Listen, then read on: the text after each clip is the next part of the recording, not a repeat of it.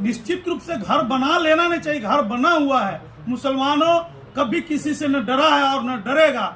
ये तो सियासत है, और सियासत में भी हम लोगों की आबादी है, आबादी के हिसाब से जो है हिस्सेदारी चाहिए। कई क्षेत्रीय पार्टी के चीफ लोग बोलते थे कि जिसकी जितनी भागीदारी उसकी उतनी हिस्सेदारी, तो जितनी मुसलमानों की हिस्सेदारी है, भागीदारी है, उसको आप पूरा करें। देखिए, सबसे पहले मैं तेलंगाना का जो हैदराबाद शहर है, वहाँ के जो आम जनता है और आम मतदाता है, उनको मैं बहुत बहुत धन्यवाद देता हूँ, उनका शुक्रिया अदा करता हूँ। और कितना भी करेंगे तो वो कम पड़ेगा। उसके साथ साथ मैं जितने नवनिर्वाचित विधायक निर्वाचित हुए हैं, उन तमाम लोग को भी बिहार की ओर से मुबारकबाद पेश करता हूँ। इस जीत का पूरा श्रेय party chief barrister Asaduddin Owaisi साहब को जाता है, क्योंकि एमआईएम पार्टी जो है बड़े ही ईमानदारी के साथ हैदराबाद के आम लोगों का विकास करने का काम किए। इस वजह से इतनी बड़ी जीत हुई है।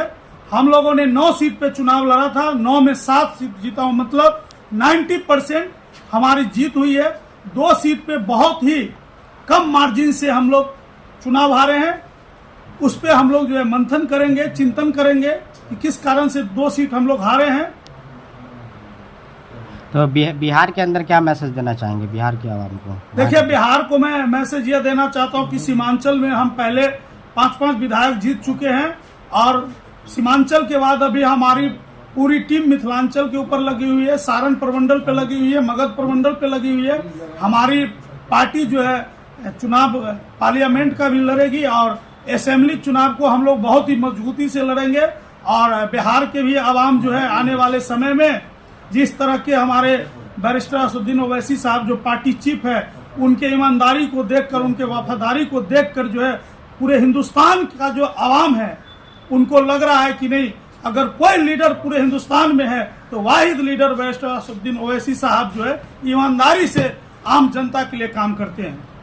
आपके कहने का मतलब कि बिहार की जनता भी विकल्प तलाश रही है? निश्चित रूप से। आज अगर सुबह होगा तो आज ही शाम होना है, तो विकल्प के तौर पे जो है अब एमआईएम पार्टी बड़े ही पैमाने पे मजबूती से उतर रही है, और आम जनता को जो है एमआईएम पार्टी पे विश्वास हो रहा है। क्या लगता है कि आरजेडी जेडीयू ने जो है मुसलमानों की लीडरशिप को खत्म करने की कोशिश की है? इस पे क्या कहेंगे? देखिए, आज तक के तारीख में इतिहास गवाह है कि मुसलमानों का लीडरशिप कोई नहीं समाप्त कर सकता है। कोई ना कोई लीडर पैदा ले लेता है। पहले बिहार में हमारे क्योंकि मोहम्मद शहाबुद्दीन साहब मुसलमानों के लीडर थे।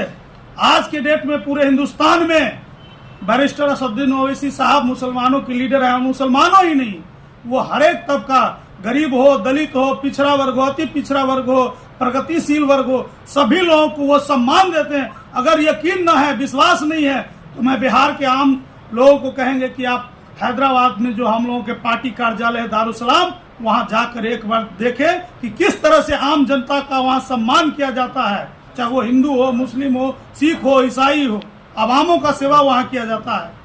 क्या मुसलमानों को अपना सियासी घर बना लेना चाहिए?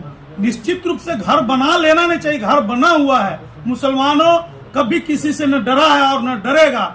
ये तो सियासत है, और सियासत में भी हम लोगों की आबादी है, आबादी के हिसाब से जो है हिस्सेदारी चाहिए। कई क्षेत्रीय पार्टी के चीफ लोग बोलते थे कि जिसकी जितनी भागीदारी उसकी उतनी हिस्सेदारी, तो जितनी मुसलमानों की हिस्सेदारी है, भागीदारी है, उसको आप पूरा करें।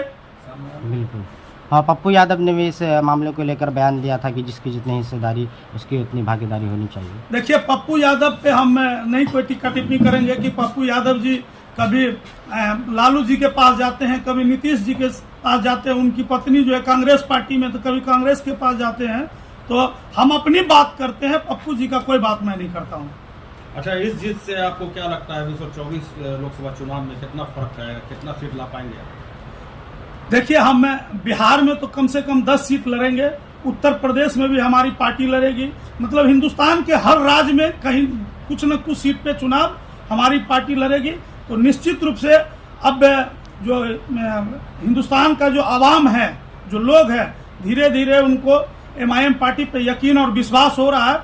निश्चित रूप से जो है हम लोग को कामयाब आम और आवाम करने का काम करेगा। सबसे बड़ी आबादी है दरभंगा में आपकी, सांसद खड़ा होगा, आपका जीत हासिल कीजिएगा। देखिए, दरभंगा पे हम अभी टिका टिप्पणी आपसे इसलिए नहीं करेंगे कि हम लोगों का जो टिकट का बात होता है वो दारुसलाम से तय होता है। तो दारुसलाम का जो फैसला होगा, बैरिस्टर असदुद्दीन ओवैसी साहब का जो फैसला होगा, उसको सर आंखों पे रखा जाएगा।